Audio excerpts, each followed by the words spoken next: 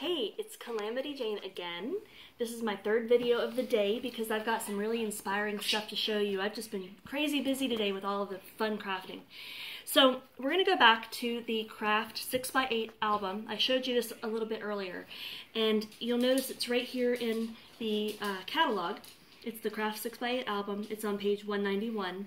There's also one that has a black cover to it. And you know, you can cover this yourself. You can paint it, you can put scrapbook paper on it, decorate it up. I haven't gotten there yet, but I'm getting there. So these are the refill pages for it right here. And this is what they look like. So really quick, I'm going to show you some ideas for scrapbooking. You know, everybody says, you know, I don't have time to scrapbook. This is going to solve that problem because you're going to have time to do this. This page took me maybe 10-15 minutes to put together, which doesn't take long. So this is a page that I scrapped earlier in another video for you. And it's the Paper Pumpkin Alternative scrapbook video if you want to go back and watch that. So this is a really cool idea. Notice these are 3 separate elements. See, there's one page there, one here, and one here. So this is a quick way to scrapbook. It doesn't take long. And if you have a kit, like a Paper Pumpkin kit, you can use that to coordinate, and it's all done for you. It's all, the colors coordinate, and you don't have to really think about it. You can just put it all together. So another way to do it is to use a kit that Stampin' Up! Sells. These are the memory packs. They're only 10 bucks, and you get 72 double-sided. This is just one example that I did for a friend, but this is really what I wanted to show you.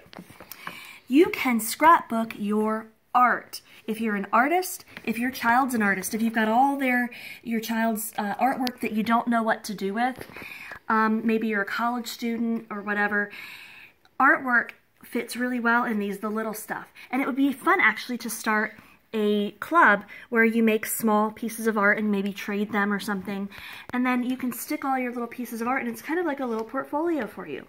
So this is one that I did. One of the very first things I did with Brusho Crystal Color, and I have Brusho here. If you haven't seen it, you've got to try this product. It is fantastic. The color, it's pigment. It's super pigment, and it comes in these little containers, and you sprinkle it out, and you can use water. You can use your aqua painter. You can use a paintbrush.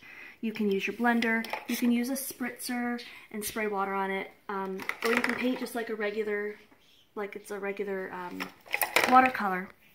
And so I did a little watercolored painting here. It's just the ocean, and there's a sailboat on it.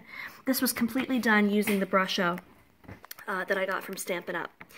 And I also used my Wink of Stella brush, and it's a clear marker that puts a little bit of glitter on there because I thought the ocean kind of sparkles. It looks really pretty in there. And I put it on some cardstock, and I wrote what I did and when, and so you can keep track. I also, just now, this took all of maybe 10 or 15 minutes, I did a quick marker portrait. I completely used Stampin' Up! Products for this as well. Stampin' Write markers did the marker portrait, and I did it on Whisper White cardstock. And then I used turquoise cardstock as the backing. Super, super easy. If you are a visual journaler, or if your teen likes to do journaling and you want to add art to it, you can make a visual journal. This was done on the watercolor paper. I'm going to pull this out so you can see. Again, I did this, I used Brusho for this, the Brusho Crystal Color. So this was blue and yellow that I just sprinkled on, and I used my spritzer to spray it, and it created myself a background, and I dabbed at it to get the excess water off. When my background was a little more dry, I took a black Stampin' Write marker, and I just wrote a quote on there. It says, "Where love is woven," let me turn around.